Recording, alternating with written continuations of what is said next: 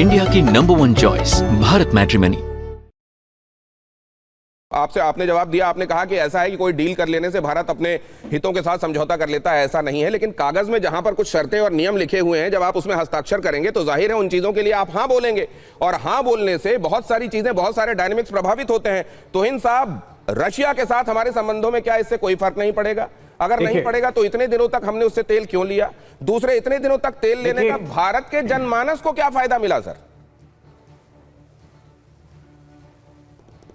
देखिए, मैं 2-3 बातें जो भी सवाल उठ रहे थे स्पष्ट कर दूं, सारे सबके उत्तर दे दूं। सबसे पहला, ये जो अगर आप ध्यानपूर्वक पढ़िए ट्रंप जी के पोस्ट को, उन्होंने कहा है India will work towards 0% tariff. ये कहीं नहीं कहा है कि वो इमीडिएट लागू होता है। नेट जीरो मिशन पर भी काम कर रहे हैं जिसका टारगेट 2070 है, इसलिए दूर के भविष्य की बात अभी ना करें। इस वक्त जो आप लोग फैला रहे हैं, ये कांग्रेस पार्टी फैला रही है, जो कांग्रेस पार्टी बात फैला रही है 0% का, वो इस वक्त नहीं है। दूसरी बात, जहां तक ऑयल परचेज का सवाल है, इसमें भी भारत ने अपना रुख हमेशा स्पष्ट रखा है कि भारत की ऑयल कंपनीज मार्केट प्राइसेस को देखते हुए, मद्देनजर रखते हुए अपनी पॉलिसीज फॉर्मुलेट करेगी, और वो पॉलिसीज जो है कभी परमानेंट नहीं होती है, वो उस वक्त जो बेस्ट डील मिलता है उस पर आधारित होती है। और आज भी हम वही दोहराएंगे कि भारत की ऑयल कंपनीज अपने हितों की रक्षा करेगी। जहां तक रशिया से हमारे रिश्ते का सवाल है, प्रेसिडेंट पुतिन ने भी कहा है कि अगर भारत को अपने हितों की रक्षा के लिए कोई ऐसा निर्णय लेना पड़े जो फिलहाल जो मौजूदा परिस्थिति में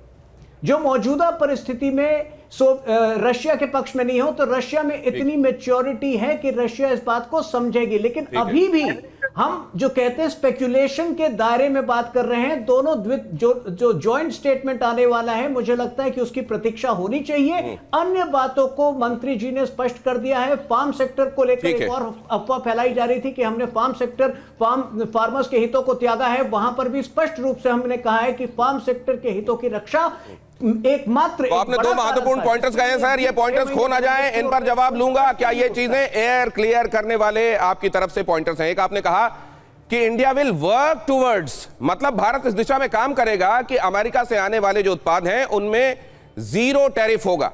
क्या ये खुद का पोस्ट देख लीजिए ना। नहीं, तो क्या ये मतलब आप क्या कह रहे हैं? इसमें अगर कोई टाइम लिमिट नहीं है तो ये 15 दिन भी हो सकता है, 1 महीने भी हो सकता है, 2 महीने भी हो सकता है, 6 महीने भी हो सकते हैं, 3 साल भी हो सकते हैं, इसमें समय। तो क्या इसको ऐसा कहा जाए कि भारत ने अमेरिका को एक तरीके से झुका दिया, लेकिन जैसे वो एडवर्टीजमेंट्स होते हैं जिनमें कंडीशन सप्लाई वाला एस्ट्रिक लगा होता है, क्या उस एस्ट्रिक के साथ इस पूरे मामले को समझना पड़ेगा?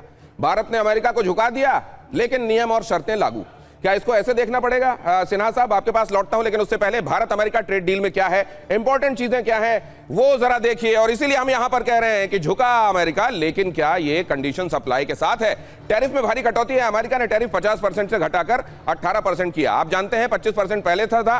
अगस्त 2025 में ये प्यूनिटिव टैक्स लगाया गया था 25% का, कि आप रशिया से तेल ले रहे हैं, 25% का और टैक्स लगेगा। ये इस तरीके से टैरिफ पहुंच गया था 50% तक। अब ये 25 प्यूनिटिव वाला हटा और फर्दर कम किया गया, तो ये आ गया 18% तक। अब अमेरिका में भारत के सामान पहले के मुकाबले जाहिर है इससे सस्ते हो जाएंगे और भारतीय निर्यातकों को इससे बड़ा बल मिलेगा। और यह भी आपको बताता चलूं कि भारतीय बाजारों ने आज इसका स्वागत किया है, और भारत का रुपया भी डॉलर के मुकाबले जैसे गिरता हुआ हम देख रहे थे, उसमें मजबूती आई है। तो क्या एक तरीके से ये वो बड़े संकेतक हैं जो बता रहे हैं कि ये डील भारत के हित में? आप देखिए जरा, ट्रंप का दावा भारत रूस से तेल खरीद बंद करने या बहुत कम करने पर सहमत हो गया है, मतलब ये नेग्लिजिबल होगा या फिर एकदम बंद होगा। ट्रंप का यह भी दावा है कि भारत अब अमेरिका और वेनेजुएला देशों से तेल और गैस खरीदेगा, वहां से अपनी ऊर्जा जरूरतें पूरी करेगा।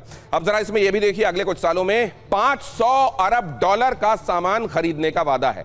अगले कुछ सालों में $500 अरब का सामान खरीदने का वादा, यह जो कहा जा रहा है विपक्ष की तरफ से, यह कहा जा रहा है कि क्या पूरा का पूरा ज्यादातर आयात अब हम अमेरिका से ही करने वाले हैं क्या?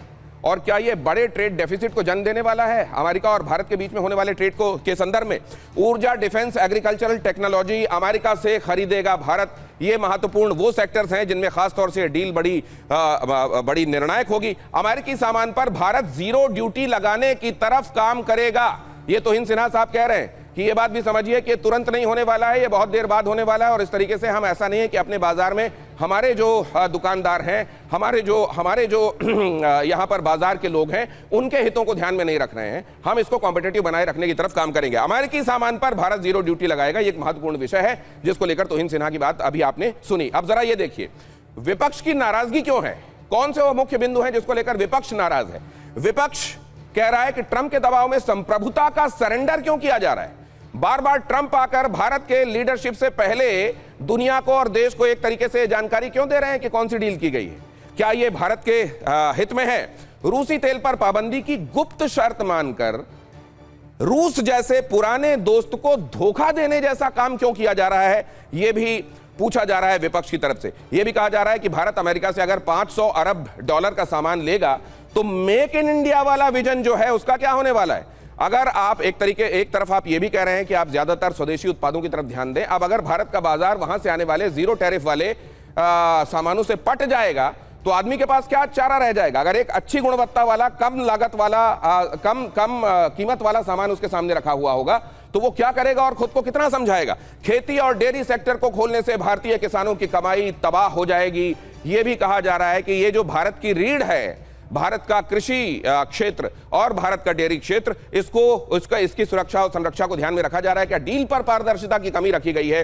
भारत सरकार के बजाय अमेरिका से जानकारी हमेशा मिलती है, ऑपरेशन सिंदूर का मामला रहा हो या ये वाला मामला, इसको लेकर। और इसी में एक बात कही गई कि ये जो भारत की डिप्लोमेसी है क्या वो हग्लोमेसी में बदलती जा रही है, हग झप्पी वाली डिप्लोमेसी में बदलती जा रही। और अगर ऐसा है तो ये भारत के हित में नहीं है। अब जरा देखिए भारत अमेरिका ट्रेड डील को लेकर ये बड़ी खबर है। अमेरिका के कृषि मंत्री का दावा है अमेरिकी कृषि उत्पादों के लिए भारतीय बाजार खुला हुआ है। पहले कृषि और डेयरी प्रोडक्ट को लेकर डील अटकने की बात कही जा रही थी। ये मामला बेहद संवेदनशील था और यह समझा जा रहा था कि एक तरफा है क्या ये, लेकिन अमेरिका ने अब यह कहा है कि हमारे बाजार भी जो हैं भारत के कृषि उत्पादों के लिए खुले हुए हैं। अब सवाल यह भी है कि 40 से 42 बिलियन डॉलर जहां पर कृषि क्षेत्र को एक साल में सब्सिडी के लिए दे दिए जाते हैं, उस अमेरिका से हमारा कृषि सेक्टर जो है, एग्रीकल्चरल सेक्टर, क्या वो कंपटीशन के तहत मुकाबला कर पाएगा? यह भी एक बहुत बड़ा सवाल है। आगे मैं मेहमानों के पास लेकर जाऊंगा, लेकिन पहले मैं जनरल विशंबर दयाल आपके पास आ रहा हूं। Transforming relationship utilising strategic technology trust, ये बहुत फैंसी है या वाकई लेटर एंड स्पिरिट में भारत और अमेरिका के संबंधों के लिए ऐसा ही है? थैंक यू दिनेश, आपने बहुत दिन बाद बुलाया। जब मैं लास्ट टाइम यहाँ आया था तो मैंने कहा था देखिए ये ट्रम्प थिएट्रिक्स है, इसमें ट्रॉमा है, टर्बुलेंस जो है वो सिर्फ विजिबल है, सिमेटिक्स है। मैं सिर्फ इतनी सी बात कहूँगा कि देखिए जितनी भी ट्रेड डील्स होती हैं दो कंपनीज के बीच में, दो ट्रेडर्स के बीच में, वो लॉन्ग टर्म होती हैं और जब तक इनका इम्पैक्ट आता है, जब तक ट्रंप कुछ और अच्छा कर देंगे। तो इंडिया और अमेरिका के रिलेशन ये कोई ट्रांसफॉर्मेशन नहीं है। इंडिया और अमेरिका के रिलेशन किसी प्रेसिडेंट के मोहताज नहीं है और किसी प्राइम मिनिस्टर के मोहताज नहीं है। पिछले 25 साल से दोनों देशों ने इतनी गहराई से काम किया है और इतने एक दूसरे पे डिपेंडेंट है स्ट्रैटेजिकली और कुछ इंटरनेशनल इश्यूज पे, और एग्रीमेंट्स इस दौरान भी होती रही हैं। तो ये एक, मैं पहले दिन से कह रहा था, ये एक टेम्पररी सेटबैक है, बहुत जल्दी इसका रेजोल्यूशन होएगा। और कितना बढ़िया रेजोल्यूशन, इससे प्रेशर आया किस पे?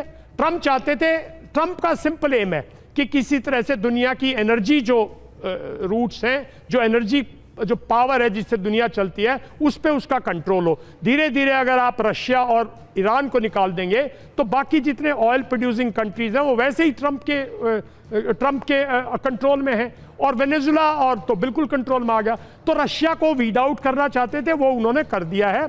हालांकि लॉन्ग टर्म में भी इसका भारत पर असर नहीं पड़ेगा, वो मैं एक्सप्लेन कर सकता हूं। दूसरी बात, भारत को भी फायदा मिला। ईयू जो है, मुझे नहीं लगता और 2 साल लगा देता, तो उस पर भी प्रेशर पड़ा। तो ये विन विन सिचुएशन है। इसकी जो फाइनलिटीज हैं वो शायद सामने आएंगी। जहां तक रिलेशनशिप की बात है, नहीं, मैं तो आपके पास, आप टेक्नोलॉजिकली, आज आप टेक्नोलॉजिकली रियली आप टेक्नोलॉजी, बिकॉज आपने उनसे लेटेस्ट टेक्नोलॉजी के वेपन सिस्टम्स लिए हैं, उनकी अभी तक पूरे वेपन सिस्टम्स आए भी नहीं हैं, उनकी मेंटेनेंस है, उनके लंबे तौर तक इस्तेमाल है। तो वो टेक्नोलॉजी जो है वो आप लेंगे तो, और इंडिया से भी कुछ टेक्नोलॉजी शायद जाएंगी। तो टेक्नोलॉजी को मत देखिए, सिर्फ ये देखिए कि जो पॉलिटिकली, जो स्ट्रैटेजिकली और दुनिया में जो हो रहा है उसमें भारत को अमेरिका की वो है नीड और अमेरिका को भारत की। लेकिन आज अब रशिया कुछ नहीं कहेगा क्योंकि रशिया के हालात ऐसे हैं। आज रशिया के हालात ऐसे हैं, जो मिल रहा है ठीक है क्योंकि वो आइसोलेट होता जा रहा है। सीधा सीधा लेकिन एक टाइम आएगा जब रशियंस बोलेंगे, Su-57 को लेकर हम जिस तरफ बढ़ रहे थे, Su-57 के मामले में आज नहीं बोलेगा रशिया, एक दिन रशियंस बोलेंगे। रशिया जो है वो लॉन्ग टर्म स्ट्रेटेजिक पार्टनर है, लॉन्ग टर्म रिलेशनशिप है, आपके साथ खड़ा रहा है। अगर आप कोई भी आज वीकनेस जब दिखा रहे हो उनकी पब्लिक को, आज नहीं बोलेंगे। मैं ये जानना चाह रहा हूं, एक तरफ अमेरिकी सदा सहता है और दूसरी तरफ रशिया की टाइम टेस्टेड फ्रेंडशिप है। इंडिया की नंबर 1 चॉइस भारत मैट्रिमनी।